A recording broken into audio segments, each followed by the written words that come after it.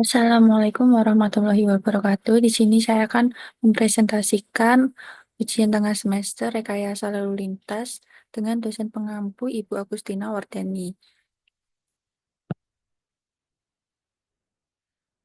Anggotanya yaitu saya sendiri, Alia Putri dengan NPM 24646008, Nanda Azahra 24646009, Trininda Ika Mawarni 24646013, dan yang terakhir yaitu Afrilia Sevia 24646014. Bab yang pertama yaitu survei lalu lintas. Di sini ada acuan normatif dari survei lalu lintas yaitu Undang-Undang RI Nomor 13 Tahun 1980 tentang jalan, Undang-Undang RI Nomor 14 Tahun 1992 tentang lalu lintas dan angkutan jalan, Undang-Undang RI Nomor 13 Tahun 2003 tentang ketenagakerjaan dan Peraturan Pemerintah RI Nomor 26 Tahun 1985 tentang jalan. Yang keempat yaitu Peraturan Pemerintah RI Nomor 43 Tahun 1993 tentang prasarana dan lalu lintas. Yang terakhir, Peraturan Pemerintah RI Nomor 44 Tahun 1993 tentang kendaraan dan pengemudi. Di sini terdapat organisasi survei lalu lintas yaitu koordinator, pembantu umum, dan di bawahnya ada ketua kelompok. Di bawah ketua kelompok yaitu ada petugas pencacah. Tugas dari koordinator survei yaitu bertanggung jawab atas pelaksanaan survei, mengontrol aktivitas petugas survei, dan mengadakan koordinasi dengan petugas lapangan lainnya. Sedangkan tugas dari ketua kelompok yaitu membimbing dan mengawasi pelaksanaan survei, serta bertanggung jawab terhadap kualitas data kepada koordinator. Tugas dari pencacah sendiri yaitu melakukan kegiatan pencacahan kendaraan berdasarkan jenis atau kelompok golongan jenis kendaraan, arah lalu lintas, dan periode waktu pengamatan yang telah ditentukan. Sedangkan tugas dari pembantu umum yaitu membantu koordinator demi kelancaran survei dan bertanggung jawab kepada koordinator. Di sini terdapat golongan dan kelompok jenis kendaraan. Terdapat 8 golongan dengan catatan kendaraan yang memiliki fungsi khusus seperti kendaraan militer, seperti tank atau panser, kendaraan konstruksi atau alat berat seperti bulldozer dan lain-lain, mobil pemadam kebakaran, ambulan, dan konvoi kendaraan tidak dicacah. Yang kedua yaitu pengelompokan golongan kendaraan tersebut sudah mewakili untuk berbagai jenis analisa, seperti untuk digunakan pada kinerja lalu lintas atau kapasitas, geometri, struktur pekerjaan jalan maupun manajemen lalu lintas. Dan yang terakhir yaitu kendaraan tak bermotor dimasukkan pada hambatan samping. Manual kapasitas jalan. Yang pertama, untuk jenis jalan sendiri ini dapat dibedakan berdasarkan jumlah jalur atau carriageway, jumlah lajur atau lane, dan jumlah arahnya. Suatu jalan dikatakan memiliki satu jalur bila tidak bermedian atau tidak terbagi, dan dikatakan memiliki dua jalur bila bermedian tunggal. Menurut MKJI, jenis jalan di perkotaan dapat dibedakan menjadi jalan dua lajur dua arah tak terbagi, jalan empat lajur dua arah tak terbagi, jalan empat lajur dua arah terbagi, jalan enam lajur dua arah terbagi, dan jalan satu hingga tiga lajur satu arah. Selanjutnya, MKJI juga mendefinisikan suatu ruas jalan sebagai di antara dan tidak dipengaruhi oleh simpang bersinyal atau simpang tak bersinyal utama, mempunyai karakteristik yang hampir sama sepanjang jalan. Karakteristik jalan sendiri yang akan mempengaruhi kapasitas dan kinerja jalan jika dibebani lalu lintas adalah karakteristik geometri seperti tipe jalan, lebar lajur, lebar jalur lalu lintas, curb, bahu, median, dan alignment jalan. Lalu ada komposisi arus dan pemisahan arah, pengaturan lalu lintas, aktivitas samping jalan, dan perilaku pengemudi dan populasi kendaraan. Lalu untuk hambatan samping ini berpengaruh terhadap kapasitas dan kinerja jalan perkotaan adalah ada pejalan kaki dengan bobot 0,5, angkutan umum dan kendaraan lain yang berhenti dengan bobot 1, kendaraan lambat dengan bobot 0,4, dan kendaraan keluar masuk dari lahan di samping jalan dengan bobot 0,7. Lalu berikut ini adalah tabel kelas hambatan samping untuk jalan perkotaan. Lalu untuk kapasitas jalan sendiri, menurut R.J. Salter, kapasitas jalan adalah capacity has been defined as the flow which produce minimum acceptable journey speed and also the maximum traffic volume for comfortable free flow conditions, yang dapat diartikan sebagai jumlah maksimum kendaraan yang bisa lewat per jam selama pengemudi masih bisa melaju dengan kecepatan yang layak dan nyaman tanpa terganggu oleh kendaraan lain. Sedangkan definisi kapasitas jalan menurut MKCI adalah arus maksimum yang melalui suatu titik di jalan yang dapat dipertahankan persatuan jam pada kondisi tertentu. Untuk jalan dua lajur dua arah, kapasitas ditentukan untuk arus dua arah. Tetapi untuk jalan dengan banyak lajur harus dipisah per arah dan kapasitas ditentukan per lajur. Berikut ini adalah tabel kapasitas dasar jalan dengan 3 tipe jalan, yaitu 6 atau 4 lajur terbagi atau jalan satu arah, 4 lajur tak terbagi, dan 2 lajur tak terbagi. Dengan 3 tipe alignment, yaitu datar, bukit, dan gunung. Lalu ini adalah angka untuk kapasitas dasarnya per jam.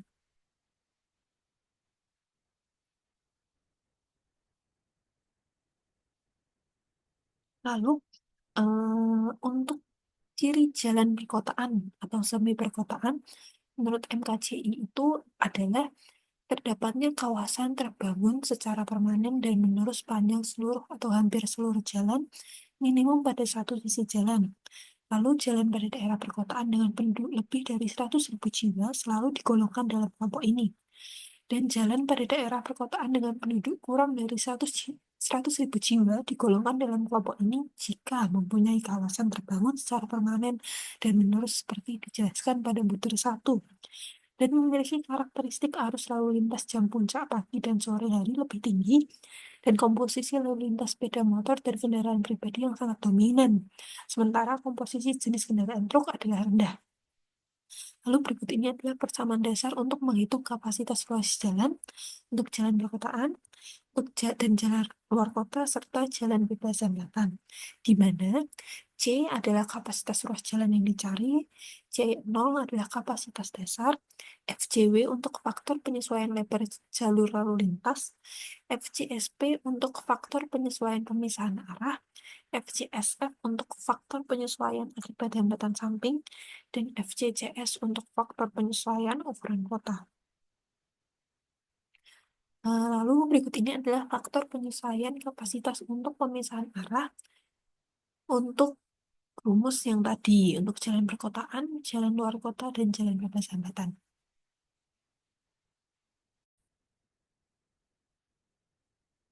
Kemudian saya akan menjelaskan terkait kapasitas simpang apel. Untuk istilah-istilah yang perlu diingat untuk mempelajari simpang apel, yaitu dari pengertiannya, simpang apel merupakan persimpangan dengan alat pemberi isyarat lalu lintas, yaitu kalau di Indonesia ada lampu merah, kuning, dan hijau. Untuk derajat kejenuhan, merupakan rasio antara arus lalu lintas terhadap kapasitas. Untuk IKR atau ekuivalen kendaraan ringan, yaitu faktor konversi berbagai jenis kendaraan ke kendaraan ringan. Ada juga satuan kendaraan ringan, yaitu satuan lalu lintas dalam bentuk kendaraan ringan. Kemudian ada arus jenuh, yaitu arus maksimum yang bisa dilayani saat lampu hijau. Kemudian tujuan dan prinsip penggunaan apel. Yang pertama ada menjaga kapasitas simpang saat jam puncak, ada mengurangi kecelakaan karena konflik antar arah, kemudian ada meminimalkan konflik primer dan sekunder, dan juga yang terakhir ada pemisahan arus untuk efisiensi dan keselamatan bagi pengendara. Untuk tipe simpang dan tipe pendekat.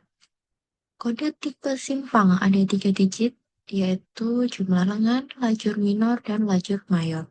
Ada tambahan kode L jika ada belok kiri jalan terus. Untuk tipe pendekat, ada tipe pendekat terlindung yang tidak terganggu arus lawan dan tipe pendekat terlawan yang berarti terganggu arus lawan. Misalnya belok kanan melawan arus lurus dari arah berlawanan. Kemudian ada penentuan kapasitas. Yang perlu diperhatikan untuk penentuan kapasitas, yakni ada lebar pendekat efektif yang memengaruhi arus jenuh, ada arus jenuh dasar yang ditentukan oleh geometri simpang, dan penyesuaian nilai S yang berdasarkan ukuran kota, hambatan samping, kelandaian, parkir, rasio belok kanan, dan rasio belok kiri. Berikut merupakan klasifikasi kendaraan. Untuk kendaraan ringan, ada mobil pribadi, pickup, dan lain-lain disimbolkan oleh KR. Untuk KS, merupakan kendaraan sedang atau berat yang bisa menjadi contoh adalah bus, truk kecil, dan lain-lain. Untuk SM, yaitu sepeda motor. Untuk KTB adalah kendaraan yang tidak bermotor seperti sepeda, becak, dan lain-lain yang termasuk sebagai hambatan samping. Untuk ketentuan umum perencanaan simpang apil, yang pertama harus efisien, aman, memperhatikan dampak lingkungan dan teknis, berdasarkan nilai LHRT dan CJD, dengan faktor K8-12% untuk perkotaan. Dan tidak melupakan tujuan utamanya, yaitu efisiensi saat jam puncak dan keselamatan bagi pengendara. Berikut merupakan ketentuan teknis. Pendekat bisa dibagi menjadi 2 sub pendekat untuk manajemen arus, misal belok dan belok kanan eksklusif. Untuk data dimasukkan lalu lintas disesuaikan dengan tujuan analisis. Untuk konversi ke IKR berdasarkan jenis kendaraan dan pendekat.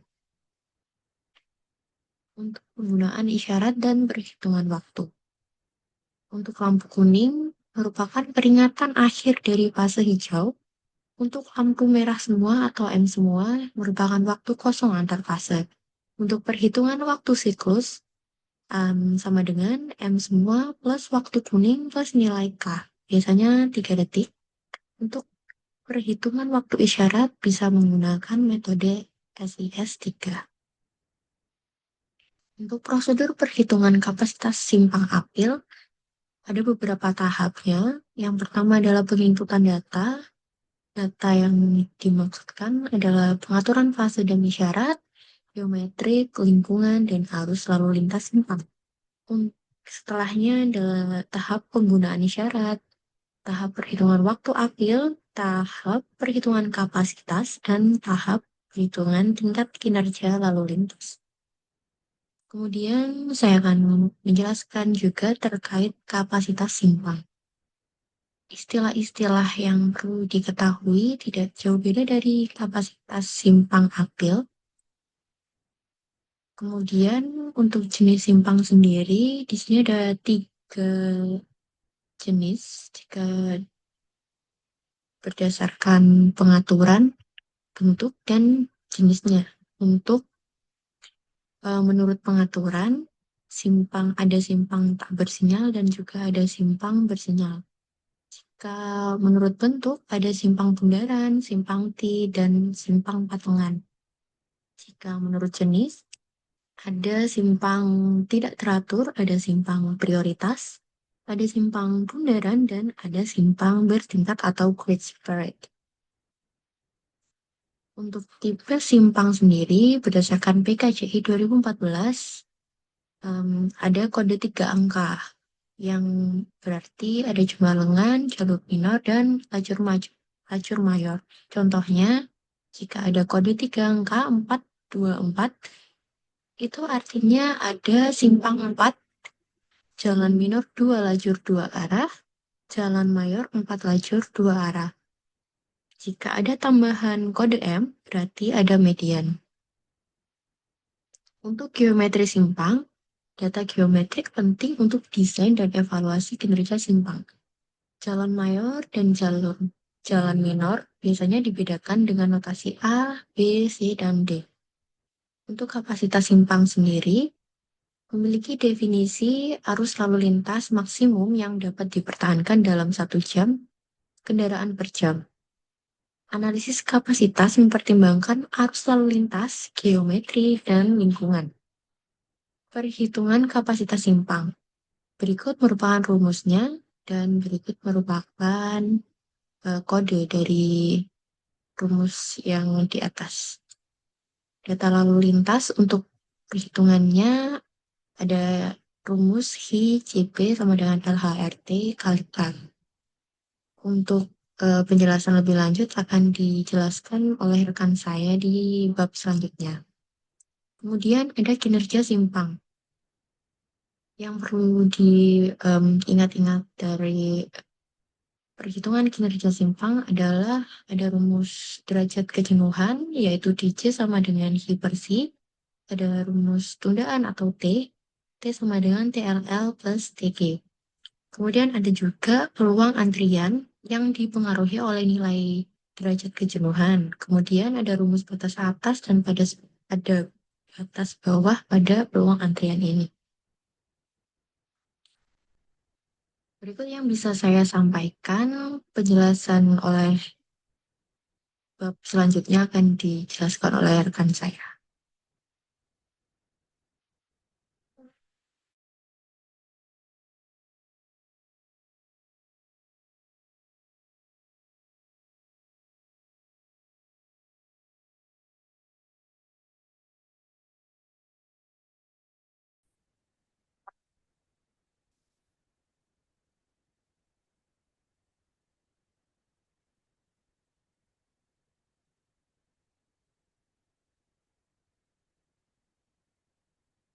Baik, selanjutnya akan masuk ke pembahasan kapasitas bagian jalinan. Sebelum kita masuk ke kapasitas bagian jalinan, di pendahuluan ini kita akan mencari tahu tentang jalinan jalan. Itu ada bagian jalinan jalan, aturan lalu lintas, perencanaan bundaran, dan kriteria desain. Yang pertama untuk bagian jalinan jalan. Bagian jalinan jalan itu dibagi ada dua, bagian jalinan tunggal dan majemuk, atau bundaran yang merupakan beberapa bagian jalinan yang berurutan. Yang kedua itu aturan lalu lintas. Bagian jalinan dikendalikan dengan aturan lalu lintas yang berlaku di Indonesia, yaitu memberi jalan kepada yang kendaraan berada pada kirinya. Perencanaan bundaran. A. Bagian jalinan bundaran mempunyai kapasitas tertinggi jika lebar dan panjang jalinan sebesar mungkin. B. Bundaran dengan hanya satu tempat masuk akan lebih aman daripada bundaran berlajur banyak. C. Daerah masuk ke masing-masing bagian jalinan harus lebih kecil dari lebar bagian jalinan. Dan D. Bundaran dengan satu lajur sirkulasi sebaiknya dengan radius minimum 10 meter dan untuk dua lajur sirkulasi dengan radius minimum 14 meter. Yang keempat, ada kriteria desain. A. Bagian jalinan tunggal, baru maupun existing yang akan ditingkatkan itu didasarkan oleh LHRT, faktor K, DJ kurang dari sama dengan 0,85, VT, dan WT terkecil. B. Pemilihan jenis persimpangan baru didasarkan pada analisis PSH. Pemilihan tipe bundaran, baik bundaran baru maupun bundaran lama yang akan ditingkatkan juga didasarkan atas LHRT, faktor K, DJ kurang dari sama dengan 0,85 dengan T terkecil. Selanjutnya masuk ke kapasitas bagian jalinan. Kapasitas bagian jalinan itu kita akan mempelajari empat hal, yaitu data masukan lalu lintas, penetapan geometri bagian jalan, penetapan tipe bundaran baku, dan yang keempat, perhitungan kapasitas bagian jalinan. Yang pertama, data masukan lalu lintas. Data arus lalu lintas rencana digunakan sebagai dasar untuk penetapan lebar lajur lalu lintas atau jumlah lajur lalu lintas berupa KJP yang ditetapkan dari LHRT menggunakan faktor K. Dengan rumusnya ini, KJP sama dengan LHRT kali K. Dengan LHRT adalah volume lalu lintas rata-rata tahunan. Dapat diperoleh dari perhitungan lalu lintas atau prediksi dan dinyatakan dalam kendaraan per hari. Untuk K, itu adalah faktor jam perencanaan, ditetapkan dari kajian fluktuasi arus lalu lintas jam-jaman selama 1 tahun. Dan nilai K yang dapat digunakan untuk jalan perkotaan berkisar 7% sampai 12%. Selanjutnya, penetapan geometri bagian jalan. Baik tipe jalinan tunggal maupun majemuk memiliki beberapa parameter geometrik yang menjadi dasar perhitungan kapasitasnya, yaitu lebar pendekatan W1 dan W2, lebar masuk rata-rata ada WE, lebar bagian jalinan itu WW, dan panjang jalinan itu LW. Ada dua rumus ya di sini. Untuk yang pertama, rasio antara lebar masuk rata-rata dengan lebar jalinan. Itu menggunakan rumus WE per WW, dan untuk rasio antara lebar jalinan dengan panjang jalinan itu WW per LW. Untuk yang dengan lebar jalinan menggunakan WE per WW dan panjang jalinan menggunakan WW per LW ya.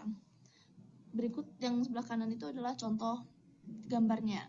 Pada gambar ada dua parameter geometrik yang menjadi acuan perhitungan kapasitas selanjutnya. Penetapan tipe bundaran baku. Semua bundaran yang baku ini dianggap dilengkapi dengan kerep dan trotoar. Berada di wilayah perkotaan, memiliki kelas hambatan samping sedang, dan semua gerakan membelok diizinkan. Hak jalan tidak diatur, semua kendaraan memiliki hak yang sama. Jika diperlakukan hak prioritas untuk pergerakan tertentu, misalnya kendaraan yang datang dari sebelah kanan mendapat prioritas, maka ketentuan perhitungan kapasitas pada pedoman ini tidak berlaku. Dan tipikal bundaran itu pemberian kode serta ukurannya itu baku. Contohnya kode R1011 adalah kode untuk bundaran dengan radius bundaran 10 meter atau R10 dengan satu lajur pada pendekatan minor dan satu lajur pada pendekatan utama. Contoh gambarnya ini yang di atas R1011. Pada gambar merupakan tipikal bundaran yang baku. Perhitungan kapasitas bagian jalinan. Kapasitas bagian jalinan atau C dihitung untuk total arus yang masuk ke seluruh lengan bagian jalinan dan didefinisikan sebagai perkalian antara kapasitas dasar atau C0 dengan faktor-faktor koreksi yang memperhitungkan perbedaan kondisi lingkungan terhadap kondisi idealnya. Kapasitas bagian jalinan masing-masing dihitung menggunakan persamaan sebagai berikut. Dengan C sama dengan C0 dikali FUK dikali FRSU. C0 itu adalah kapasitas dasar jalinan, FUK adalah faktor koreksi ukuran kota, dan FRSU adalah faktor koreksi tipe lingkungan jalan, hambatan samping, dan rasio kendaraan tidak bermotor. Yang contoh di samping kanan ini adalah contoh tabel untuk faktor koreksi ukuran kota atau FUK dan tabel faktor penyesuaian tipe lingkungan jalan, hambatan samping, dan kendaraan tidak bermotor atau FRSU. Untuk C0 itu dihitung berdasarkan variabel masukan adalah lebar jalinan atau WW, lebar rasio masukan rata-rata per lebar jalinan itu WE per WW, rasio menjalin itu PW, dan rasio lebar terhadap panjang jalinan itu WW per LW. Dengan C0 adalah 135 dikali WW pangkat 1,3 dikali 1 plus WW per WE pangkat 1,5 dikali 1 min PW per 3 pangkat 0,5 dikali 1 plus WW per LW pangkat min 1,8.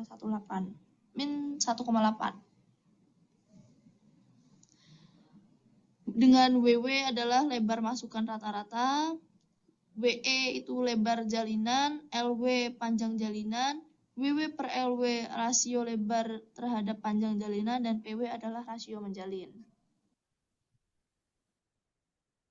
Selanjutnya ada kinerja bagian jalinan.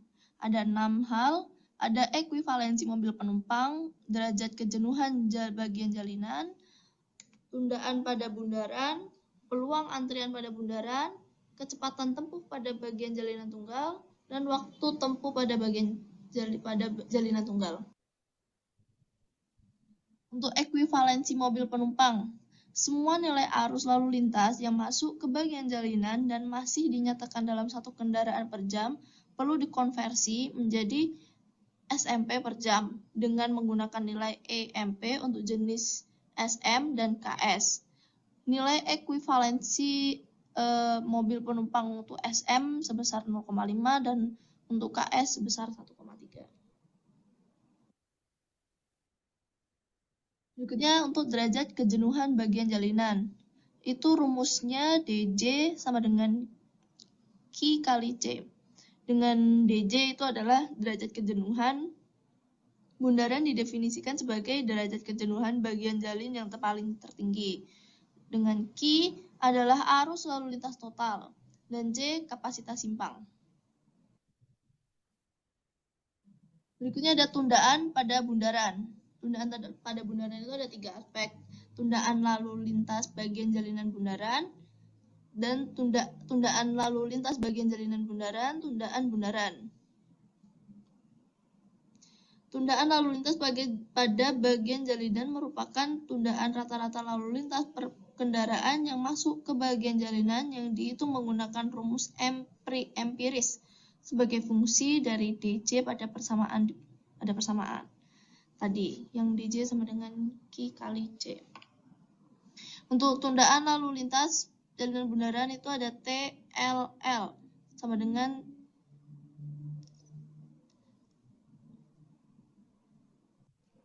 TLL sama dengan sigma N1 sama dengan 1 kali Q1 kali TRI QI kali TRI per Q masuk.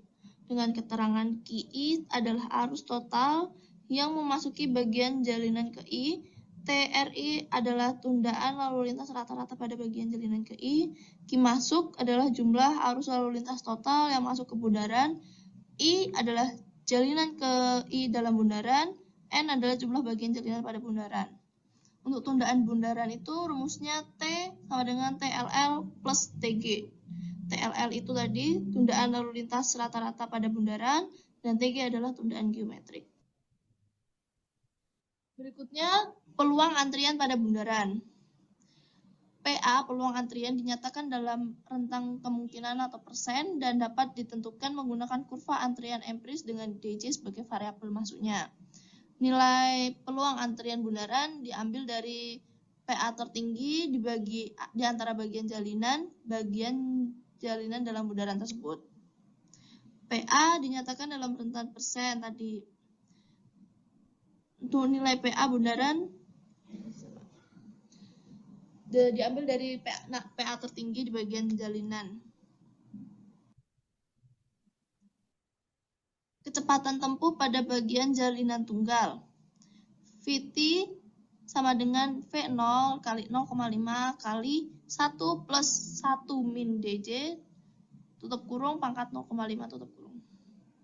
VT adalah kecepatan tempuh, dengan V0 adalah kecepatan arus bebas awal dihitung dengan persamaan di bawah ini. V0 sama dengan 43 kali dan buka kurung 1 min PW per 3 tutup kurung. Dan DJ adalah derajat kejenuhan. Untuk waktu tempuh pada jalinan tunggal, itu dirumuskan WT sama dengan LW dikali 36 per VT. Dengan WT adalah waktu tempuh, LW adalah panjang bagian jalinan, dan VT adalah kecepatan tempuhnya. Berikutnya masuk ke bab selanjutnya, itu adalah laik fungsi jalan. Di pemahaman itu, pemahaman kelaikan fungsi jalan, kita ada 5 pemahaman. Pertama, pengertian kelaikan fungsi jalan, persyaratan teknis laik fungsi, uji laik fungsi jalan, persyaratan laik fungsi jalan, dan contoh kelaikan fungsi lebar jalan. Yang pertama itu pengertian kelaikan fungsi jalan. Yang pertama, kepatuhan jalan untuk memenuhi persyaratan yang ditentukan baik persyaratan teknis maupun administratif. Yang kedua, persyaratan teknis laik fungsi. Teknis penyelenggaraan manajemen dan rekayasa lalu lintas, di dalamnya pemenuhan kebutuhan manajemen dan rekayasa lalu lintas. Terus yang ketiga, uji laik fungsi jalan.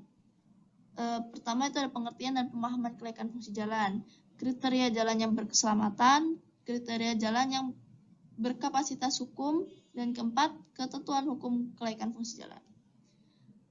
Persyaratan laik fungsi jalan. Ini tipe ya, maaf, fungsi jalan. Itu persyaratannya ada di PP Peraturan Presiden nomor 34 tahun 2006 tentang jalan, dan Permen Peraturan Menteri Pekerjaan Umum nomor 11/PRT/M/2010 tentang tata cara dan persyaratan laik fungsi jalan. Yang kelima, contoh kelaikan fungsi jalan fungsi lebar jalan. Itu ada empat contoh. Pertama, laik fungsi tanpa syarat, laik fungsi dengan persyaratan teknis yang diturunkan, laik fungsi bersyarat, dan tidak laik fungsi. Masuk ke contoh kelaikan fungsi lebar jalan tadi, ada 4. Laik fungsi tanpa syarat itu atau LF, dia adalah tidak ada perbedaan antara lebar jalan yang terpasang dan lebar standar yang dipersyaratkan. Sehingga tingkat kelaikan fungsi untuk lebar jalan dikategorikan laik fungsi tanpa syarat atau LF. Selanjutnya, laik fungsi dengan persyaratan teknis yang diturunkan atau LT. Itu adalah konstruksi badan jalan dengan menimbun rawa, butuh waktu lama, dan biaya yang tinggi. Untuk itu, persyaratan teknis lebar jalan pada segmen jalan diturunkan LT agar ruas jalan tersebut dapat digunakan untuk pelayanan publik. Selanjutnya, laik fungsi bersyarat LS.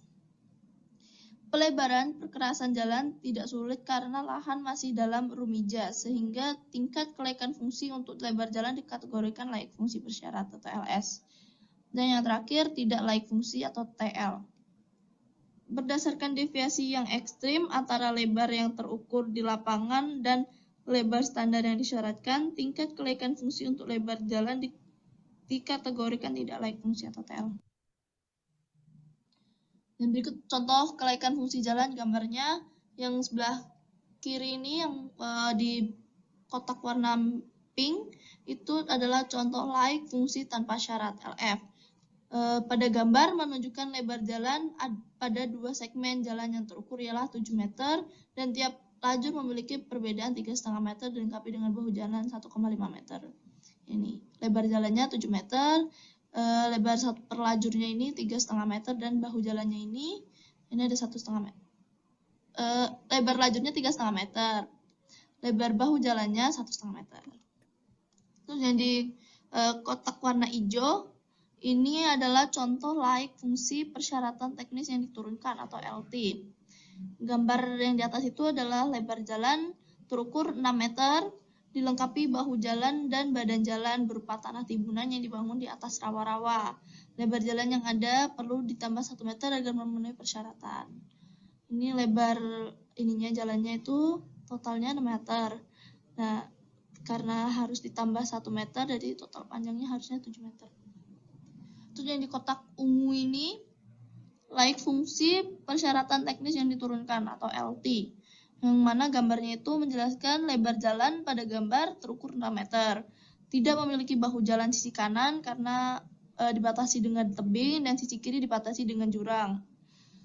Lebar jalan yang ada perlu ditambah 1 meter agar memenuhi persyaratan. Ditambah 1 meter dari masing-masing 0,5 meter, 0,5 meter agar pas 7 meter.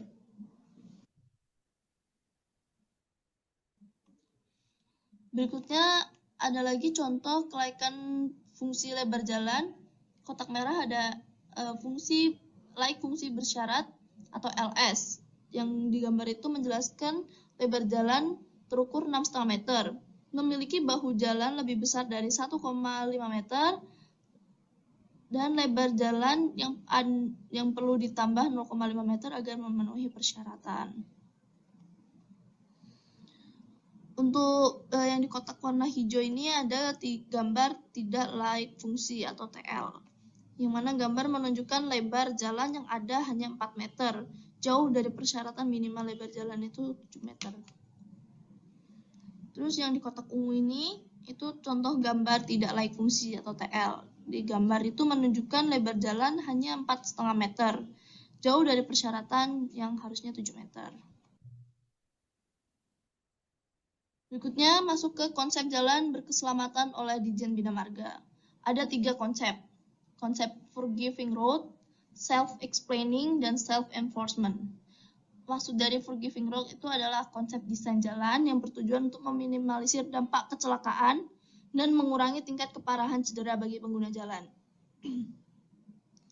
Untuk self-explaining itu maksudnya jalan itu mampu menjelaskan tanpa perlu komunikasi. Yang dimaksud adalah rambu-rambu yang dipasang di pinggir-pinggir jalan itu harus jelas dan mudah dipahami oleh pengendara. Untuk self-enforcement itu maksudnya mampu menciptakan kepatuhan kepada pengguna jalan tanpa peringatan. Berikut adalah contoh gambar dari konsep jalan berkeselamatan oleh Ditjen Bina Marga. Yang kotak pink ini adalah contoh gambar forgiving road. Ini dikasih bantalan ini agar jika terjadi kecelakaan tidak menyebabkan cedera yang parah pada pengendara. Yang kotak hijau ini ada contoh gambar self-explaining. Ini menunjukkan rambu jalan dengan jelas bahwa belok ke kanan, belok ke kiri. Ini penunjuk arahnya belok ke kanan ke arah kemana, belok ke kanan ke arah mana, belok kiri ke arah mana. Dan saat malam hari, lampu-lampu ini di tol sangat menunjukkan sebagai self-explaining kepada pengguna jalan agar bahwa ini adalah batas jalan. Yang di kotak ungu ini ada gambar self-enforcement. Sekian presentasi dari kelompok kami. Kurang lebihnya kami mohon maaf. Wassalamualaikum warahmatullahi wabarakatuh.